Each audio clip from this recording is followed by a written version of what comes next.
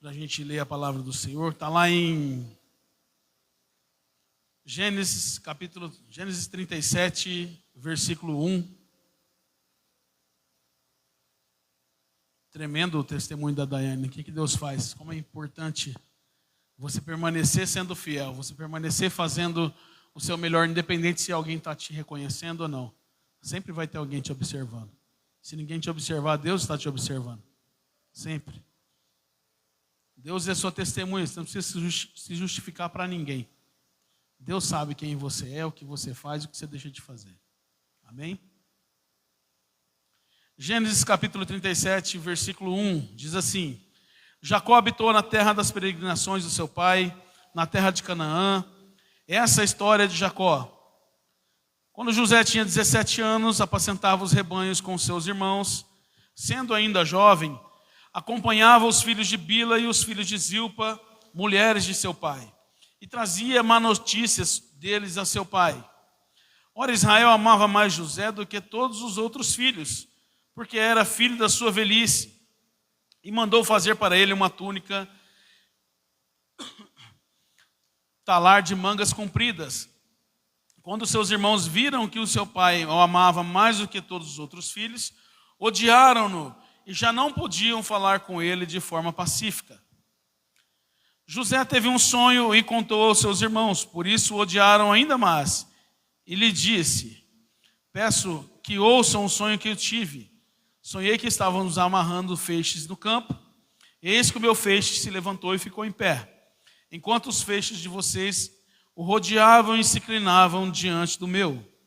Então os irmãos lhe disseram: você pensa mesmo que vai reinar sobre nós? Pensa que realmente dominará sobre nós? E com isso o odiavam ainda mais por causa dos seus sonhos e das suas palavras. José teve ainda outro sonho e ele contou aos seus irmãos dizendo: sonhei também que o sol e a lua e 11 estrelas se inclinavam diante de mim. Quando José contou esse sonho ao pai e aos irmãos, o pai o repreendeu dizendo: que sonho é esse que você teve? Você está querendo dizer que eu, a sua mãe e os seus irmãos iremos nos inclinarmos até o chão diante de você? Os irmãos de José tinham inveja dele e o pai, no entanto, guardou aquilo no coração. Amém? Feche sua Bíblia e coloque sobre o seu assento. Estenda sua mão sobre o altar. Peço para que Deus fale conosco nessa noite. Pai, nessa noite eu te glorifico, Deus. Te exalto pela oportunidade de estar na sua casa, Deus. Por tua bondade, tua misericórdia, Senhor. Nós já adoramos o Senhor com nossos dízimos, com nossas ofertas, com os nossos louvores, Pai. Nós falamos com o Senhor nessa noite. Nós oramos, Deus. Nós intercedemos, Senhor, pelas nossas vidas, pelas nossas casas, Pai. Deus, chegou o momento da gente ouvir a tua palavra, Senhor. E eu te clamo nessa noite. Usa a minha vida, Senhor, pela tua misericórdia, Pai. Fala conosco, Senhor, aquilo que nós precisamos ouvir, Deus. Traz, Senhor, uma palavra que vem em direção à nossa real necessidade, Pai. Em nome do Senhor Jesus Cristo, coloca por terra todo impedimento, toda barreira, tudo aquilo que se levanta contra a sua vontade, caia por terra em nome de Jesus. Amém e amém, Senhor. Pode se sentar, meu amado, em nome de Jesus.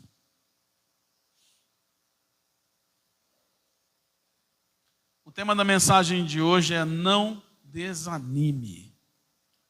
Não desanime.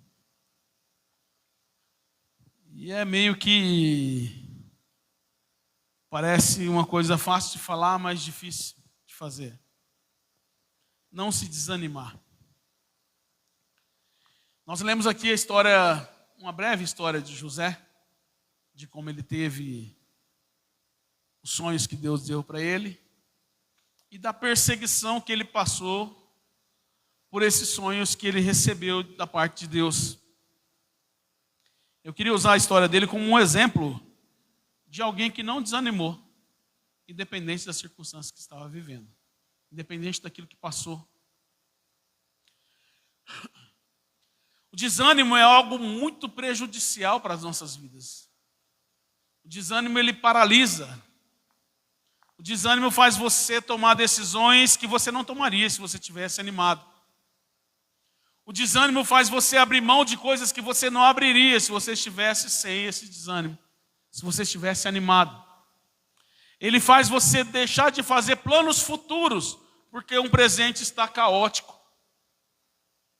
O desânimo vem para minar a sua fé, ou ele vem para paralisar você. Por isso a importância de não desanimar. Por isso a importância de não parar de continuar acreditando naquilo que Deus te prometeu. Nós falamos aqui, nós tivemos nosso encontro de homens aqui na sexta-feira. E eu falei uma palavra sobre o meio das coisas. Como é gostoso o começo de tudo. O começo é uma maravilha.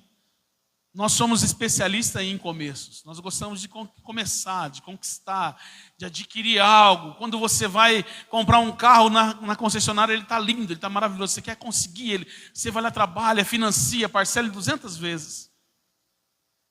Quando chega o boleto das parcelas, que ele já sujou, já andou, começou a dar manutenção, a revisão está cara, você começa a desanimar dele. Já não é mais o mesmo prazer abastecer um carro, limpar, mandar consertar aquilo que você já conseguiu, porque já é seu. Para manter algo é muito mais difícil do que conquistar. E a gente acha que a dificuldade está em conquistar. Não, é o contrário. A dificuldade é manter aquilo que nós conquistamos. Experimenta emagrecer para você e manter o emagrecimento. Todo mundo perde peso. O problema é que a gente acha onde a gente perdeu depois. E nunca está sozinho os quilos que a gente perde. Sempre vem acompanhado de mais alguns. Normalmente você perde 10 e acha uns 12, uns 15. É normal a gente ficar feliz com as nossas aquisições, com o começo. Nós gostamos da empolgação do começo, mas temos a dificuldade de permanecer no meio. José teve 2 sonhos, ele foi todo empolgado contar para os irmãos e para o pai. E achou que todo mundo ia ficar feliz igual ele estava com o sonho dele. Ele já era mal querido, malquisto pelos seus irmãos, devido àquilo que ele fazia, que segundo a Bíblia dá clareza para a gente, que ele contava a má fama que os irmãos tinham para o pai. Os irmãos iam cuidar das ovelhas, José também ia, mas José era meio que um espião do pai. José via o que os irmãos faziam e caguetava para o pai o que os irmãos faziam. E ninguém gosta de ser entregue, né? Já tinha aquela rixa de irmãos por José falar tudo que ele fazia de errado. Já tinha Jacó tinha um grande problema de paternidade por preferir um filho ao outro. Você tem uma coisa que destrói a mente de um filho, é um ser preferido e o outro não. O pai fazia acepção de filhos, a mãe fazia acepção de filhos. Isso gera traumas para sempre na vida das pessoas. E esses irmãos tinham esse sentimento de não ser querido, porque não eram filhos da mulher que Jacó mais amava. Não tinha, então é que ele fez uma túnica, a roupa que ele fazia para José era diferente dos irmãos, ele já era diferenciado na sua roupa. Por si só ele já tinha motivo para ser odiado, mas ele conta o sonho, e os irmãos começam a odiá-lo mais ainda. Pensaram até em tirar a vida dele. Muitas vezes nós achamos que todo mundo vai ficar feliz com as nossas conquistas. Tem gente que está do seu lado quando você está ruim. Mas quando as coisas começam a melhorar, tem gente que se sente mal por ver você melhorando. Tem gente que não gosta de ver você prosperando. Tem gente que não gosta de ver você bem. Tem gente que quer ouvir uma história triste da sua boca. Eu estou mal, eu estou precisando de dinheiro. E todo mundo vai, coitado de você, vamos orar com você. Vai lá, pede oração num grupo, falando que você está doente, com alguém passando mal. Todo mundo vai orar por você. Fala assim, vem aqui orar porque eu consegui uma casa nova, um carro novo, já muda a história. Mas como que conseguiu? Como que comprou? Agora é como que emagreceu? Com canetinha é fácil, né? Agora mudou o sistema, não é verdade? A obesidade é a única doença que você é culpado por se tratar. As pessoas acham ruim de você se tratar dela. Se você falar para um diabético, toma um remédio, você fala, maravilha. Como que você curou a diabetes? Fazendo dieta, tomando remédio, tomando insulina, resolveu. Agora fala para um gordinho, como que você emagreceu? Eu fiz uma bariátrica, eu tomei uma canetinha. Fala, assim também é fácil. Então hoje está mais ou menos assim, as pessoas não ficam felizes pelas suas conquistas, pelo contrário. Tem pessoas que torcem, as pessoas querem ver você bem, mas não tão bem igual elas. Essa é a grande verdade, muitas vezes. Como é bom a gente ter amizades sinceras que querem ver a gente bem. Eu, por exemplo, quero que o Roger fique milionário, porque eu vou ficar no mínimo rico do lado dele. Se ele comprar um iate, pelo menos eu vou andar numa lancha. Eu sempre gostei que meus amigos tinham coisa.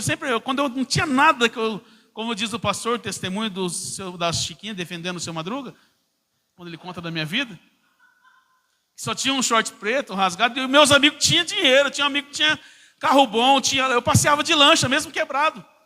Sem ter nem R$1, tinha amigo que tinha lancha para mim poder andar no final de semana. É bom você se contentar, ser feliz com a alegria dos outros. Nós devemos estar felizes. Às vezes você não está no seu melhor momento, mas o seu irmão está. Por isso que a Bíblia diz para você rir com os que se alegram, e chorar com os que choram. Às vezes você está triste, mas seu irmão está feliz, se alegra com ele. Seja feliz pelo que ele está passando. Para de se concentrar só em você, só nos seus problemas. Nós vivemos uma vida muitas vezes egocêntrica. Se eu estou mal, tudo está mal. A igreja está mal, o trabalho está mal, o problema está mal. Eu convivo com pessoas que às vezes você tem todo mundo tem relacionamento. Eu vejo lá pessoas que trabalham e tem um problema com a mulher ou com o marido em casa e chega, está mal, já quer abandonar o serviço, quer parar tudo. Traz para a empresa um problema que teve lá em casa. Se você ficar sendo mal por qualquer problema que você viver, você não vai viver feliz em lugar nenhum. Se os teus olhos forem maus, o seu corpo todo estará em treva. Se a maneira que você enxerga a vida for ruim, tudo vai estar ruim. Tem de bom ânimo, veja as coisas diferentes, não desanime. Eu queria falar um pouquinho sobre o que é o desânimo. Desânimo é a ausência de entusiasmo, de vontade e de coragem. Ele nasce do conflito entre as nossas expectativas e a realidade de um acontecimento que parece diminuir as chances das promessas se concretizarem. O que é o desânimo? É a ausência de entusiasmo. Perdeu o entusiasmo. De vontade, de coragem. Quando que ele nasce? Num conflito entre a expectativa e a realidade. Expectativa e realidade nunca vai bater 100%, irmão. Você que gosta de comprar roupa no site, na manequim está linda. Quando vai vestir em você fala, aconteceu alguma coisa, o navio trombou que veio da China, essa roupa está toda deformada, mas é um manequim que não ajuda. Você compra lá e fala que é XG, mas o chinês é desse tamanhozinho. Vai e você não entra nem esses dias, eu precisei comprar umas roupas, comprei do Mercado Livre, e quando eu fui entrar não servia para nada, ficou tudo coladinho assim, parecia a segunda pele a calça que eu comprei. A expectativa é uma, a realidade é outra. Você vai lá na foto, no Instagram, todo mundo está bonito, chega, tem gente que desaparece, que ninguém mais acha se desaparecer, porque no Instagram é lindo, quando vai ver realmente, a realidade é diferente daquilo que vivemos. E a vida também é assim, ei. Se você viver iludido, esperando só as coisas lindas da vida, você vai viver uma vida frustrado. Esse homem aqui, ele foi um chamado por Deus desde novinho. Quando ele tinha 17 anos, ele recebe um sonho de que ele seria alguém que as pessoas se curvariam diante dele. Que a própria família teria que se curvar diante dele. Mas ninguém conta o processo. Deus só deu o sonho, não deu a história toda. Muitas vezes na nossa vida, Deus é assim. Ele fala aonde você vai chegar. Aquilo que você é capaz de ser. Se você andar na presença dele, se você crer, se você acreditar. Ele te dá o destino. Mas ele não é o GPS que fala, vira à esquerda, vira à direita. Não, não é. Nós gostamos do GPS. Vira aqui, vira ali, vai acontecer isso, vai acontecer aquilo. Só que Deus não fica dando spoiler. Imagina se Deus contasse tudo o que ia acontecer. Que você ia passar todos esses processos. Você iria. Muitas vezes você se converteria, se aceitaria Jesus, se você soubesse tudo que você ia passar. Às vezes você se casaria com a pessoa que você se casou, sabendo tudo que você ia passar. Você entraria na profissão que você entrou, sabendo tudo que você ia enfrentar nela? Então não tem sentido a gente viver frustrado pelo acontecimento diário. Nós somos seres emocionais e deixamos de ser racionais e muito menos espirituais. Nós ficamos ali tangindo entre o emocional e o espiritual e o racional de vez em quando. Somos racional para aquilo que se trata do espiritual. Quando se fala de espiritual, nós queremos ser racional. Mas como se trata de dinheiro, nós somos emocionais. Como se trata de sentimentos, nós somos emocionais, não somos racionais. Se eu estou bem, tudo está bem. Se eu estou mal, tudo está mal. Se começar, o começo é uma maravilha. Você se empolga, você batalha, você trabalha para começar. Deus dá um sonho e fala, você vai ser alguém, você vai ser um governador, alguém vai se curvar diante de você. Você já sai lá todo felizão, maravilha, glória a Deus, aleluia. José sai e conta para os seus irmãos, começa a inimizade. Depois da inimizade, o desejo de matá-lo. Aí o Rubem, com dó dele para não matar, fala, vamos vender. Vamos vender ele, para não ter que matar. Pior do que matar era vender, porque estava condenando José e os seus filhos a serem escravos para sempre. Uma vez que o escravo, alguém era comprado como escravo, ele estava sendo escravo. E os filhos que nascessem no período de escravidão seriam escravos também.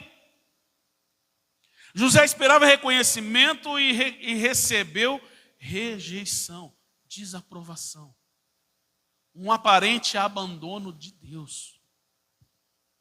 O desânimo ele se torna parecido com um abandono de Deus. Parece que Deus não está mais com você. Parece que aquilo que prometeu não vai se cumprir. Ou seja, os acontecimentos estão te dizendo que aquela promessa não tem possibilidade de se cumprir.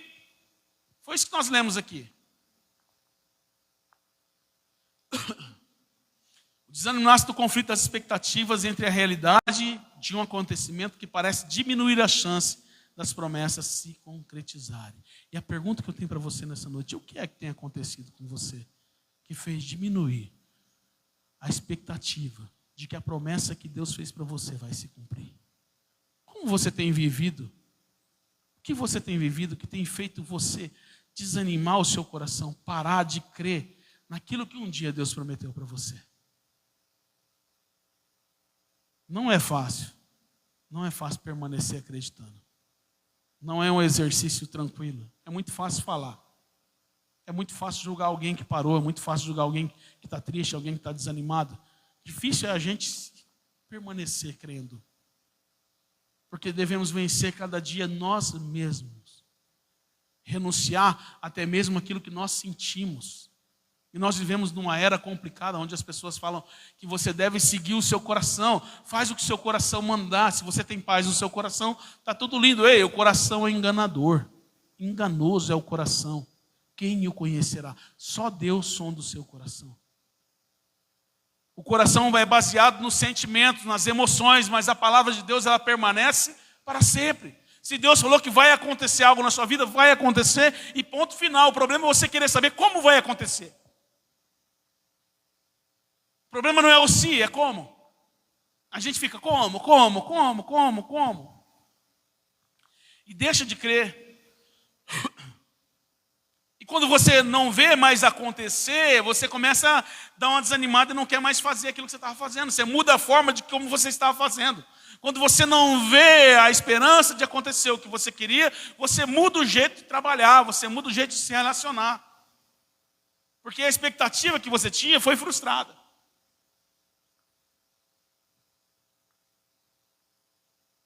Muda o jeito de fazer as coisas.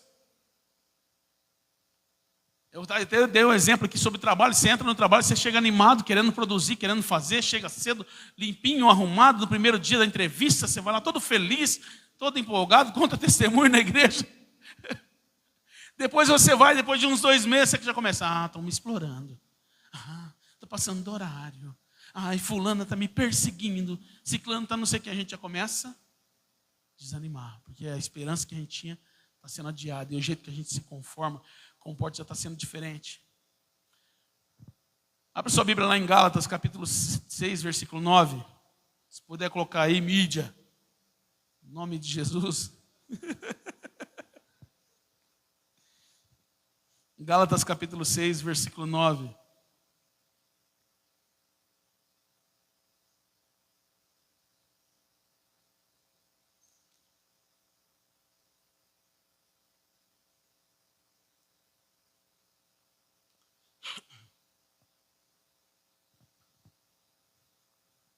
Aleluia.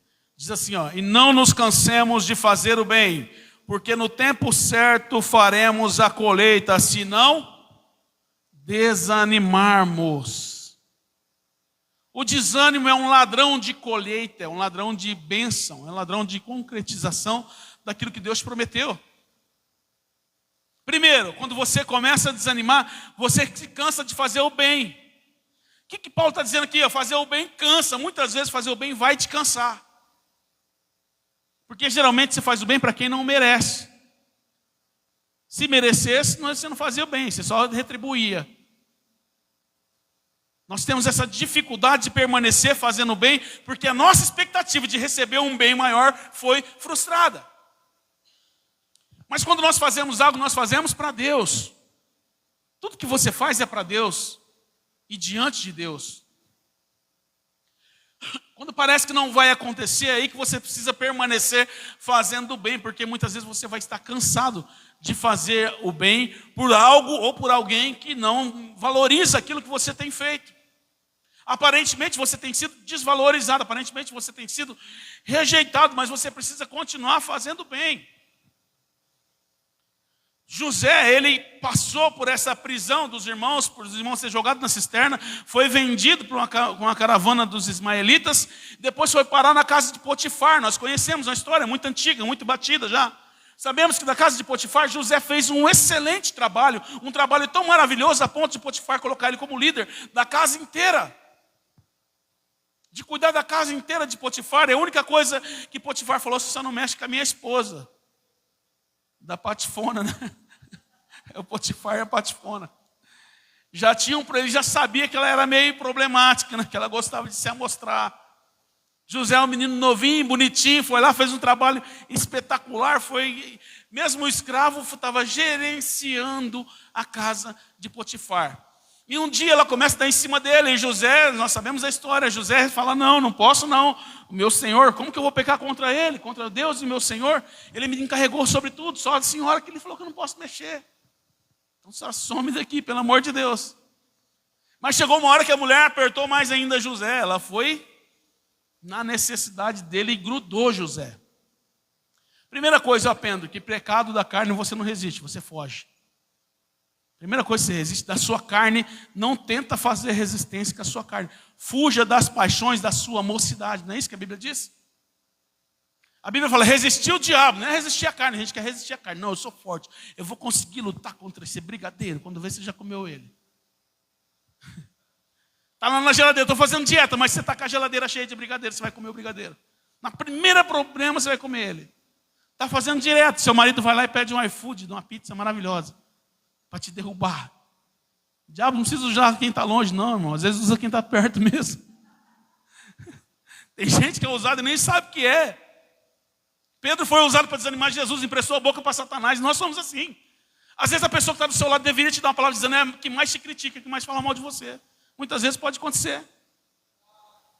Você está do lado de pessoas que você esperava algo positivo e só recebe algo negativo e cobranças.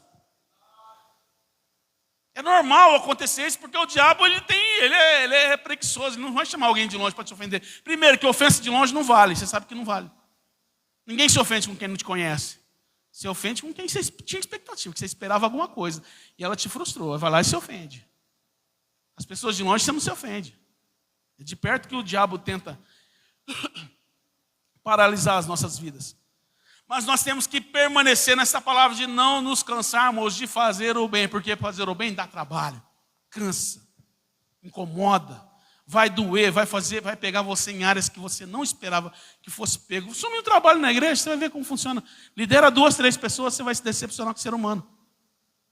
Esse dia eu estava falando com uma mulher que tinha um restaurante, era o primeiro emprego dela, primeira área dela empreendendo, aí ela estava com uma funcionária lá, sem registro, não sei o quê. Eu falei: toma cuidado que pode te dar problema, faz isso aqui. Ele deu um caminho para ela.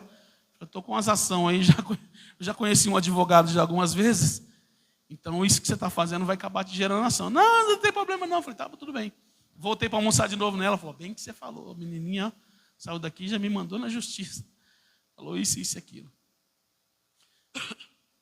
Então a gente romantiza as coisas. A gente acha que vai ser tudo fácil, que as pessoas que vão estar do nosso lado vai ser as melhores, que vai ser muito gostoso, vai ser muito prazeroso fazer a vontade de Deus. Para fazer a vontade de Deus, nós precisamos abrir mão da nossa. Ponha isso na sua mente. Sempre que for a vontade de Deus, ela vai conflitar com a sua. Quando for a sua vontade 100%, pode ter certeza que não é a de Deus, porque nós gostamos de conforto, de prazer e de alegria rápida, realização momentânea. É disso que nós gostamos. O ser humano gosta de prazer rápido, conforto. Nós somos péssimos investidores. Nós queremos colher hoje. Ninguém quer investir para receber amanhã. Principalmente o brasileiro, pior ainda o crente, que acha que tudo Deus vai fazer por ele. Nós queremos ali, toda vez a sua carne vai buscar conforto, comodidade. Quando você implica em fazer a vontade de Deus, você vai começar a ter vários obstáculos nisso. Pessoas que estão do seu lado junto na caminhada podem ser pedra de tropeço para a sua vida. Por isso nós devemos estar com os nossos olhos fitos em Jesus, confiando em quem pode nos dar aquilo que nós precisamos.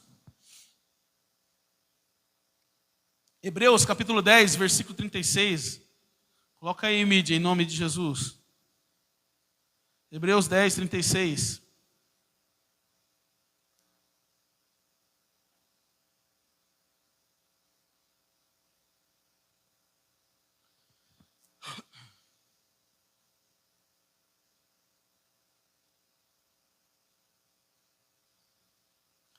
Diz assim, ó, vocês precisam perseverar para que, havendo feito a vontade de Deus, alcancem a promessa. Primeiro, para fazer a vontade de Deus, eu preciso perseverar.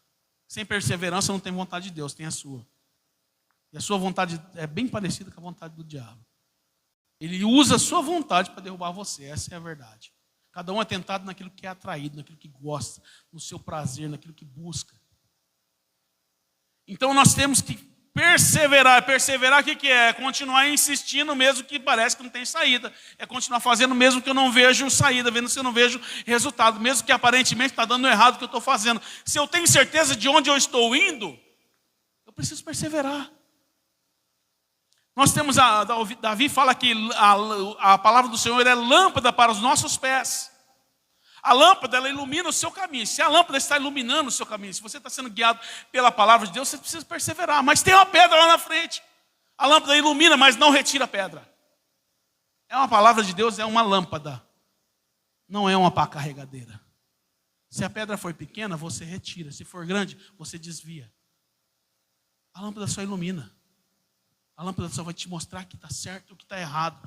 Se sabemos que estamos no caminho certo, vamos perseverar mesmo que não estamos vendo nada. Isso é o desafio de ser cristão, nós relativamos a fé. O fim da fé é ver. Se você vê aquilo que você espera, você não precisa mais esperar, você está vendo. É igual a pastora falou aqui na hora da oferta. É um milagre Deus manter um lugar desse com tão poucos dizimistas. Eu estava vendo essa semana um pastor de uma igreja gigante, falando, dando um testemunho lá, chorando as pitangas, que menos de 70% das pessoas, mais de 70% das pessoas que frequentavam a igreja não eram dizimistas e nem ofertantes fiéis. Que uma igreja estruturada, grande e enorme, era mantida pela oferta da viúva, do assalariado, do mais pobre. Imagina nós, se pega 30 pessoas, 70% não é, imagina como que é mantido. E se nós formos olhar para o lado, o que a gente vai fazer? A gente vai paralisar, na sua vida sempre vai ser assim. Sempre vai ter motivos para você desanimar. Nunca vai faltar motivos para você desanimar. Por isso que Deus deixou uma palavra que ela é confiável, verdadeira, maravilhosa. Você pode descansar e confiar nele. Não deixe o ladrão roubar a palavra que Deus colocou no seu coração. Não deixe o desânimo, que é um ladrão de realizações, ladrão de cumprimento de promessa, roubar aquilo que Deus semeou no seu coração. Independente das circunstâncias que você tem vivido. Circunstâncias são passageiras, momentos são passageiros, sentimentos são mais passageiros ainda, mas a vontade de Deus, ela permanece para sempre. A palavra de Deus, ela permanece para sempre. Ela não dura um momento, ela dura para a vida toda. Ele disse, passarão os céus e a terra, mas as minhas palavras não passarão. Acredite no Deus que te chamou. Não seja guiado pelos seus sentimentos, senão você vai viver uma gangorra emocional. Hoje você está bem, amanhã você quer largar tudo. Hoje você está feliz, amanhã você abandona. Hoje você está bem, você ouve uma palavra, você já chuta o balde com todo mundo. Por causa de uma palavra, por causa de uma posição, de uma crítica, de uma batida de frente, você já quer abandonar tudo. Se baseie na palavra de Deus, creia nela. Josué 1,9, o Senhor fala para ele, seja forte e corajoso, não se desanime.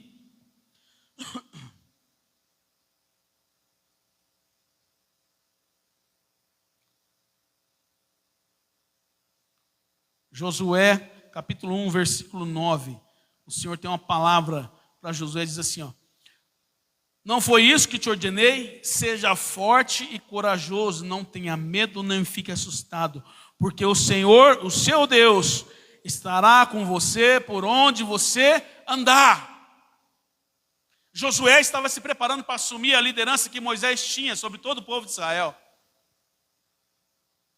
E a primeira coisa que Deus fala para ele não é: seja um homem espetacular, seja maravilhoso, pule as suas palavras, seja alguém poliglota, fale uma palavra melhor. Não, seja forte. Porque você vai precisar ser forte. Você vai passar por coisas que você vai precisar ser forte. Seja corajoso. Além de ser forte, você tem que ter coragem. A coragem é a atitude em meio ao problema. É uma atitude decisiva em meio de um problema. Ser forte é suportar o problema. Ser corajoso é ir avante, mesmo que está com problema. É enfrentar os seus medos, as suas angústias, é enfrentar as suas limitações de frente e não viver correndo delas. Porque se nós vivemos correndo daquilo que nós somos, nós nunca vamos evoluir, nunca vamos crescer, nunca vamos chegar a lugar algum. Ser forte é resistir, ser corajoso é avançar resistindo. É isso que Deus está falando para Josué: seja forte e corajoso, resista e avance. Resista e avance, continua resistindo, continua avançando, porque você vai enfrentar situações que vai ser desafiadoras. Mas Ele promete aqui, quando você é forte e corajoso, Ele fala assim, ó: porque o Senhor, o seu Deus, estará com você por onde quer que você andar. Por isso o salmista disse: ainda que eu ande pelo vale de sombra e morte, o Senhor estará comigo. Porque muitas vezes nós andamos por lugares que não gostaríamos de andar, somos conduzidos a lugares que não queríamos estar, mas o Senhor estará conosco se nós estivermos debaixo da palavra dEle. É isso que Ele prometeu. Davi, no Salmo 42, no versículo 11, ele fala assim, ó: por que está batida a minha alma? Porque está triste. Ele confronta o sentimento que ele estava sentindo. Você precisa confrontar aquilo que você sente. Sentimentos são questionáveis, confrontáveis. Mas não, a gente confronta pessoas, confronta a palavra de Deus, guiados, baseados pelos nossos sentimentos. Nós não confrontamos os nossos sentimentos. Ei, tem dia que você está se sentindo um lixo. Você é um lixo? Não. Você acha que Deus investiria a vida do filho dele para salvar um lixo? Não. Você acha que Deus apostaria no lixo? Deus escolheria um lixo para fazer a vontade dele? Não. Claro que não temos merecimento de nada, mas nós somos eleitos por Ele, somos obras de sua mão, somos filhos dele, somos geração eleita, sacerdócio santo, povo real, nação adquirida. É isso que a Bíblia diz que nós somos. Se você for guiado pelos seus sentimentos, você está lascado. E quantas vezes tomamos decisões baseadas no nosso sentimento? Decisões eternas são tomadas baseadas em sentimento. Pessoas que vão lá, têm um relacionamento conturbado, têm um divórcio, vai lá e mata a família, mata filhos por causa de um momento, de um sentimento. E depois acabou com a oportunidade de vida. Quantas vezes liga o noticiário que você vai ver todos os dias pessoas tomando decisões eternas, radicais, baseadas em um sentimento. Um sentimento apenas. O que será? O que nós como cristãos devemos fazer? O que eu estou sentindo tem a ver com a palavra de Deus? O que a palavra de Deus diz sobre o que eu estou vendo, ouvindo e sentindo? Porque quando você está no meio do problema, irmão, tudo fica cinza. Tudo fica ruim. Quando você está com um problema, tudo fica mal. Tudo parece o fim da vida. Quando você está na dificuldade, quando você está cansado, parece que o caminho não acaba nunca. Quando você está caminhando cansado, parece que não chega nunca a hora. Quando você está no meio do caos, você não consegue enxergar para frente nada. Eu costumo dizer que Satanás ele faz um piseiro, bate, parece que está no meio da terra, e Satanás faz um piseiro, levanta aquela poeira. E aquela poeira você não consegue ver nada, você só vê poeira para todos os lados que você vê. Todos os lados você olha e você vê poeira, fala, vou desistir. Onde eu estou caminhando só estou tendo problema, só estou tendo poeira. Ei, mas quando você não consegue olhar para o futuro, olha para trás. Eu faço esse exercício, que a minha vida, muitas vezes, que eu estou muito desanimado, eu tento olhar para trás. Peraí, o que Deus falou comigo lá atrás? Quantas vezes eu achei que era o meu fim, e Deus deu uma nova oportunidade? Quantas vezes eu achei que tudo tinha acabado, e Ele me deu uma nova oportunidade? Quantas vezes eu achei que estava sozinho, mas Deus estava cuidando de mim? É igual aquela música dos passos na areia, lá, que as pessoas falam muito lá, que tem hora que você não vai ver, Jesus falou que está do seu lado, mas tem hora que você vai ver uma pegada só. E você vai imaginar assim, por que tem que ser uma pegada? Cadê o Senhor? Onde o Senhor está? Não, nesse momento, eu estava te carregando no colo e você não estava vendo. Quantas vezes Deus carregou a gente no colo e a gente não viu? Quantas situações nós passamos em que o Senhor estava conosco, nos cuidando, tendo misericórdia, paciência, aguentando as nossas palhaçadas, nossas meninices, nossas criancices, nossos sentimentos errados. Quantas vezes Deus foi misericordioso comigo, mesmo eu insistindo em fazer uma coisa que era contra a vontade dele. Quantos negócios eu tentei fazer errado e Deus não deixou acontecer. Quantas vezes Deus me livrou de negócios errados porque eu queria tomar uma decisão e Deus não deixou. Então a gente precisa entender que se nós caminhamos com Deus, se estamos na vontade dele, ele está cuidando de nós. José passou aqui muitos anos, depois que ele foi vendido como escravo na casa de Potifar, ele foi preso. A gratidão pelo serviço que ele prestou foi a cadeia. E ele foi parar na cadeia devido ao sonho que ele teve. Chega na cadeia, nós sabemos da história que teve 2 irmãos lá que teve um sonho. E falou assim, ei, nós tivemos um sonho aqui e queria que alguém interpretasse. Um era o padeiro, o outro era o copeiro. Imagina José sendo lá na cadeia preso por acreditar em sonhos. E lá aparece uma oportunidade para ele acreditar de novo em sonho. Alguém chega e fala assim, ei, que sonho que é esse aqui? Você consegue me revelar? E ele prontamente fala assim, de quem é a revelação? Não é de Deus? Então vamos orar. E o Senhor vai dar a revelação. Ele vai, ora, e dá a revelação do sonho para o padeiro e para o copeiro. Ele continua crendo, mesmo quando ele não está vendo nada. Mesmo com o que está acontecendo com ele é uma injustiça. Ele continua permanecendo. Permaneça em meio às ingratidões que você recebe. Permaneça em meio às injustiças que você sofre. Porque você também às vezes é ingrato com Deus. Nós somos injustos com Deus. Nós falhamos com Ele todos os dias. Todos os dias nós somos ingratos e injustos com Deus. E Ele permanece nos amando, cuidando de nós e sendo misericordioso conosco. Amém? José, ele teve toda chance de abandonar tudo. Ele podia falar, isso aqui não serve para mim. Eu não quero nem saber do seu sonho. Se vira aí, padeiro, se vira copeiro com o seu sonho. O copeiro teve um sonho e foi restituído ao seu cargo. O padeiro ficou todo felizinho quando ouviu o sonho do copeiro, que ele seria restituído ao seu cargo. O padeiro falou, José, eu também tive um sonho. José falou, tudo bem, em 3 dias você vai morrer, tá? Isso quer dizer o seu sonho. O padeiro se lascou até na Bíblia, coitado. Não adiantou nada acordar de madrugada fazer pãozinho que no final veio a foice.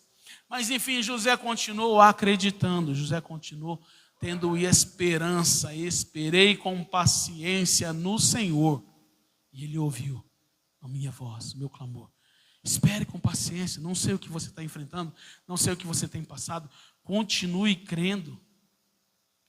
José dos 17, ele foi ser governador só com 30 anos. Ele passou mais de 13 anos longe da promessa que Deus tinha para ele, acreditando sempre. E ele foi lá, revelou o sonho dos meninos, e ele falou com os meninos, falou para o copeiro, quando você sair daqui, fala para o rei de mim, me dá referência do rei, fala para o rei, lembra de mim quando você sair daqui, não esquece de mim não. Aí a primeira coisa que o copeiro fez foi esquecer dele novamente. Ele deu a revelação, esqueceram dele novamente. Aí na hora que ia matar todo mundo lá, que o rei teve um sonho desesperador, queria matar todo mundo que se dizia profeta, se dizia mago, encantador. Aí o copeiro lembrou, tem um cara lá na cadeia, nossa, que me falou um sonho e eu saí. Aí lembraram dele novamente. Novamente uma oportunidade dele dizer não. Novamente uma oportunidade dele parar de acreditar naquilo que um dia levou ele para aquele lugar que ele estava. Ele poderia falar muito bem, eu estou preso. O que vale a vida para mim se eu estou preso? Vamos deixar todo mundo morrer, acaba o problema, acaba o meu sofrimento. Que às vezes a morte era melhor do que a prisão da época. Era sofrimento. Mas o rei tem um sonho e ele novamente se coloca à disposição de revelar o sonho do rei, sem saber de nada, sem promessa nenhuma. O rei não falou nada para ele. Se você revelar, eu vou te tirar da cadeia. Não. Só pediu a revelação, não tinha nada. Ei, como você age quando ninguém te oferece nada em troca? Como nós agimos quando aparentemente nós não vamos ganhar nada com aquilo? Qual é o nosso modo de trabalhar quando aparentemente nós não recebemos nada por aquilo? A irmã acabou de dar um testemunho aqui. Sempre vai ter alguém te observando. Você vai ser observado por pessoas justas e pessoas injustas. Mas principalmente você vai ser observado por um Deus justo, que sempre vai ver qual é o que você tem feito e qual é a intenção do que você tem feito. Aí que complica, meu querido. Porque fazer é fácil. Se você falar, vou fazer o bem, você faz. Mas às vezes a intenção é ser promovido. Às vezes a intenção é ser reconhecido. Às vezes a intenção é receber algo em troca. Às vezes você está vendo lá, hoje você vê na internet, a pessoa dando a cesta básica e fazendo 3 vídeos com a cesta básica que ela deu. Colocando no TikTok, no Instagram, se promovendo às custas da miséria do outro. Quantas vezes nós vemos isso? A pessoa vai lá, fala, vou te dar um carro, mas ela ganha 1 milhão de seguidores e dinheiro com o vídeo que ela fez abençoando alguém. Deus sabe a intenção do que você tem feito. Se você está com a intenção pura, fique em paz. Se você está caminhando na palavra de Deus, fique em paz. Faça a sua parte, seja forte, seja corajoso, resista essa tempestade, porque a tempestade ela é passageira. Mas resista com coragem, indo para cima, indo para frente, avançando naquilo que Deus te deu. Não retroceda por cada não que você ouve, por cada negativa que aparece para você, por cada obstáculo. Não retroceda, siga em frente.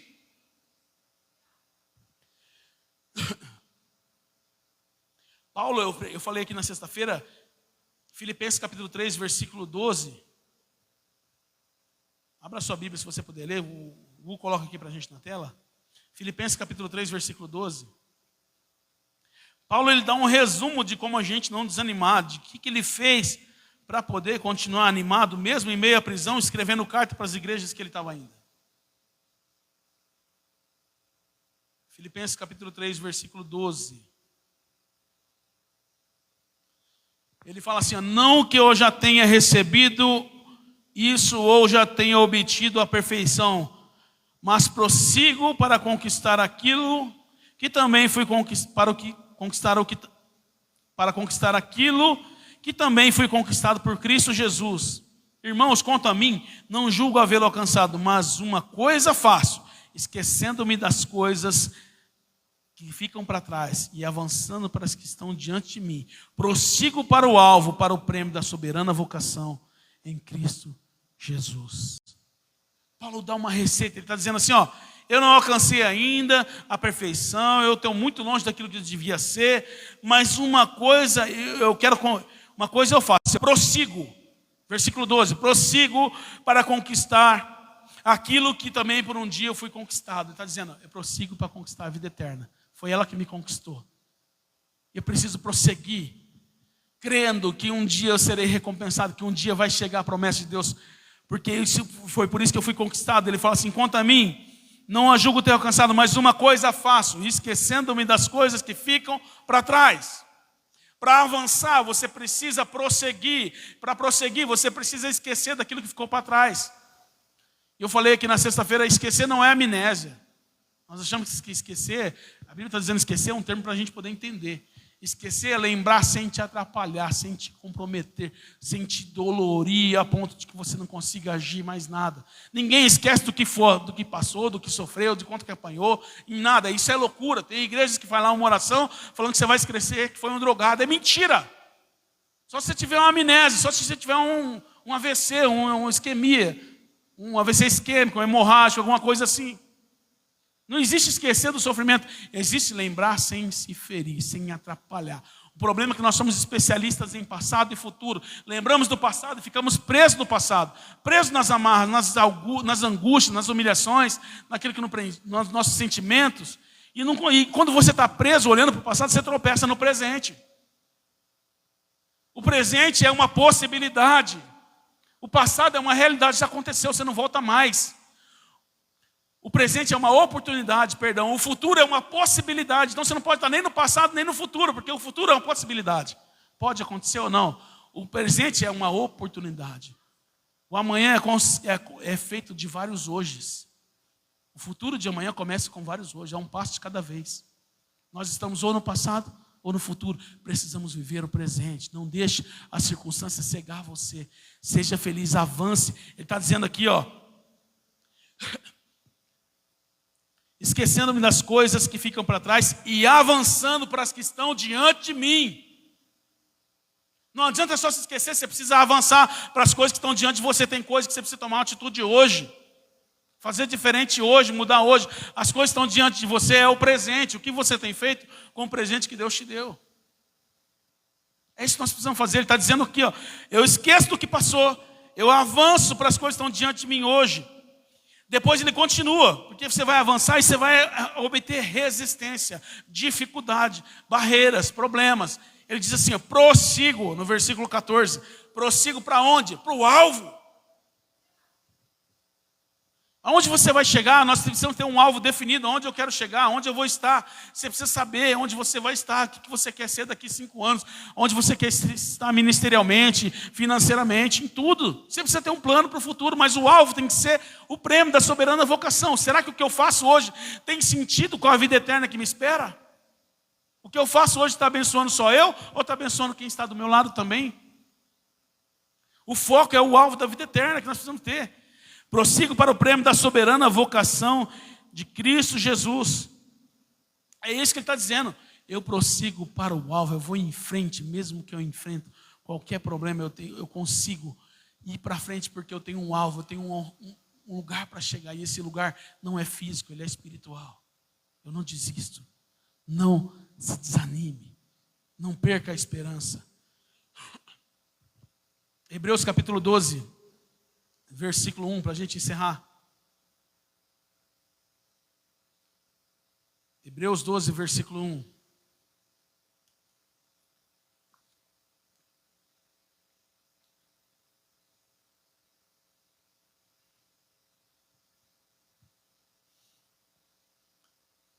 Portanto, também nós, visto que temos a rodear-nos de tão grande nuvem de testemunha, livremo-nos de todo o peso do pecado que tão firmemente se apega a nós. E corremos com perseverança a carreira que nos está proposta, olhando firmemente para o autor e consumador da fé, Jesus, o qual, em troca da alegria que lhe estava proposta, suportou a cruz, sem se importar com a vergonha, e agora está assentado à direita no trono de Deus. Ele dá aqui uma receita para finalizar. Ele fala, tem uma nuvem grande testemunha. Livremos do peso do pecado, o peso das suas culpas. Nós carregamos culpa pelo que fizemos e esquecemos de viver o nosso futuro, o nosso presente. Ele fala assim, se apegue e a nós e corramos com perseverança a carreira que nos está proposta. Precisamos correr e ter perseverança na carreira que nos está proposta. Não é só correr, porque tem gente que corre para tudo quanto é lado, atira para tudo quanto é lado, tenta tudo quanto é coisa, bate cabeça para cá, bate cabeça para você. Precisa correr a carreira que está proposta para você. Se você não sabe ainda o que foi proposto, procure em Deus. Ele vai te dar a direção do que você precisa fazer, do que você precisa ser. Ele finaliza aqui, olhando para quem? Para a circunstância? Para o meu irmão? Para o reconhecimento? Não, olhando firmemente para o autor e consumador da nossa fé. Por que ele está dizendo olhando firmemente? Porque se você olhar vacilando, se você olhar com moleza, você vai deixar de olhar e vai ver a circunstância. Pedro nos pediu para andar sobre as águas e quando ele olha para os lados, ele começa a afundar. Então olhar para Cristo é olhar firmemente, porque vai ter coisas que vai tentar te abalar a sua visão de Cristo, vai ter situações que vai tentar tirar o foco dele, você vai começar a querer olhar, você vai ser tentado a olhar para o lado. Meu irmão, não olhe para o lado, olhe para você e olhe para Deus. Você não está disputando com ninguém, a sua vida não é igual a de ninguém, você não precisa ser melhor que ninguém, você precisa ser melhor do que você foi ontem, só isso, mais nada. Seja melhor do que quem você foi ontem. Cada um tem uma história particular, cada um de nós somos únicos. Ninguém tem a íris do seu olho, ninguém tem a sua impressão digital. Você foi feito único, a sua história é única. E você vai dar conta de Deus daquilo que você tem feito, quem você é. O nosso foco é ser melhor do que nós somos, não melhor que ninguém, não tem como comparar a nossa vida com ninguém. Tem gente que tem sucesso, parece que é tão fácil, a grama do vizinho sempre é mais verde. Paulo está dizendo assim, olhe firmemente, olhando firmemente. Para quem? Para o autor, quem planejou, quem começou. E quem? O consumador. Ele não só planeja, mas ele consuma, ele completa. Paulo está dizendo assim, eu olho para quem começou e para quem vai completar. Se ele prometeu, ele vai cumprir. Não importa o que você tem passado, olhe para o autor e para o consumador. E ele fala assim, o exemplo de Jesus, o autor e o consumador da fé. Jesus, o qual em troca da alegria que lhe estava proposta. Futuro. Alegria que seria, qual que era a alegria? Ver nós com ele um dia no reino dos céus. Ele suportou a cruz sem se portar com a vergonha que ele teria que passar. O Filho de Deus se fez homem. A maior humilhação para um Deus é se tornar um homem mortal como nós. Ainda ser esbofeteado, ser crucificado, ser mal interpretado. Ele suportou. Por quê? Porque ele era masoquista? Não, ele olhava para a alegria que estava proposta. Se ele não suportasse isso, não teria reino de Deus, nós não conseguiríamos ser salvos pelo sangue dele, nós todos íamos se perder. A criação dele, que ele fez com tanto amor, seria se perdida. Um homem incapaz de se salvar. Então ele suportou a tristeza, a humilhação, a vergonha, pela alegria que está proposta. Ei, suporte o que você tiver que suportar, com o alvo na alegria que está proposta. Deus prometeu um futuro de paz para cada um de nós. Deus prometeu um futuro de bênção, de alegria, de felicidade. Coloque de pé em nome de Jesus.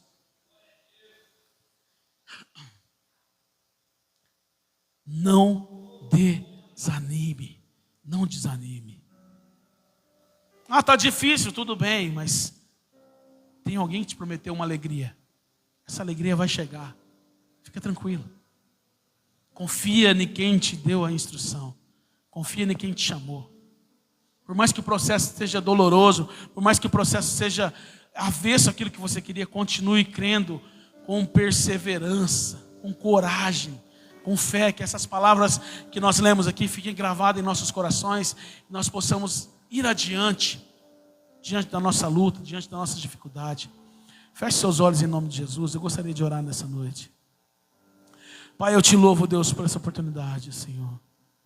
Deus, só o Senhor sabe, Deus, o que cada um tem enfrentado aqui nesse lugar, Deus. Eu creio, Senhor, que o Senhor não desperdiça a palavra. O Senhor trouxe uma palavra para nós, Deus, para a nossa necessidade, Senhor. Eu peço que o Teu Espírito